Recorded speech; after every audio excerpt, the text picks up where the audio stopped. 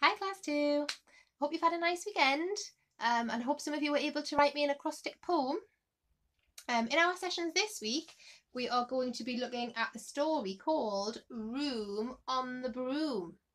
Okay, and this is a story that I know you've heard before. It's written by somebody called Julia Donaldson, and the illustrator, the person who does the pictures, is called Alex Scheffler. Okay, so I'm going to be reading you some parts from this story this week, and I'm going to be asking you some questions and things. So in today's session, I'm going to ask you to use your inference skills. Now, when we do our guided reading in class and we talk about inference, okay, we talk about that in terms of using the information that you read, using your picture clues and any evidence that you've been given to try and answer questions, okay? The answer isn't always straightforward in the text. You have to read around the text and use your own knowledge of what you're reading and maybe some picture clues to help to find your answer to the question, okay? So it's inference. So to start with, I'm just going to read you a little bit of this story, and then I'm going to set you the challenge of answering some inference questions. Okay, so here we go. I'll try and turn it like this so that you can see it a bit better. The witch had a cat and a very tall hat, and long ginger hair which she wore in a plait. How the cat purred and how the witch grinned as they sat on their broomstick and flew through the wind. But how the witch wailed and how the cat spat when the wind blew so wildly it blew off the hat. Down, cried the witch, and they flew to the ground. They searched for the hat, but no hat could be found. Then out of the bushes, on thundering paws, there bounded a dog with the hat in his jaws. He dropped it politely, then eagerly said, as the witch pulled the hat firmly down on her head, I am a dog, as keen as can be. Is there room on the broom for a dog like me? Yes, cried the witch, and the dog clambered on. The witch tapped the broomstick, and whoosh, they were gone.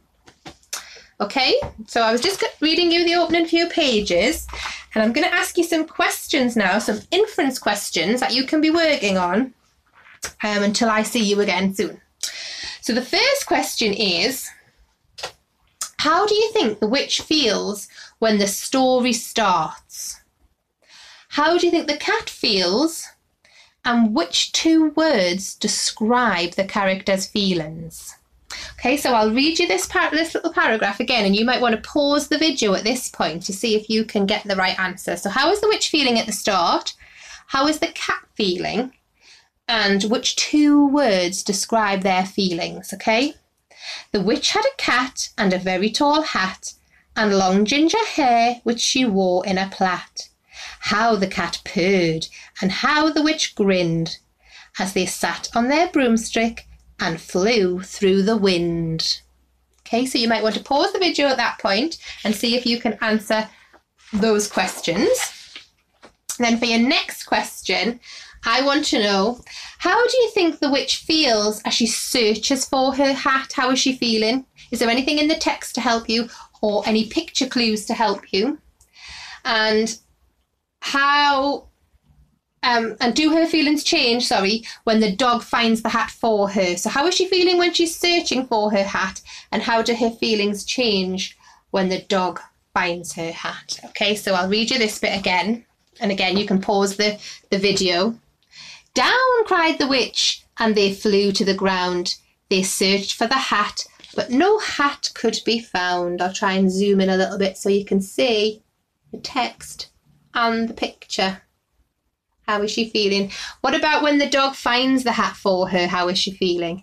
Then out of the bushes on thundering paws, there bounded a dog with the hat in his paws. He dropped it politely and eagerly said, as the witch pulled the hat firmly down on her head, I am a dog, as keen as can be. Is there room on the broom for a dog like me? And I don't know, I'll hold it like that so you can see the picture there and the text. See if you can see how the feelings have changed when the dog finds her hat. And then the last question I want to ask you is, just based around this paragraph as well, as the witch pulled the hat firmly down on her head, why do you think she's pulling that hat firmly down on her head? Can you think of a good reason based on what you've read so far why she would want to pull it firmly down on her head? Okay, see if you can answer those inference questions, and I'll see you again soon. Bye!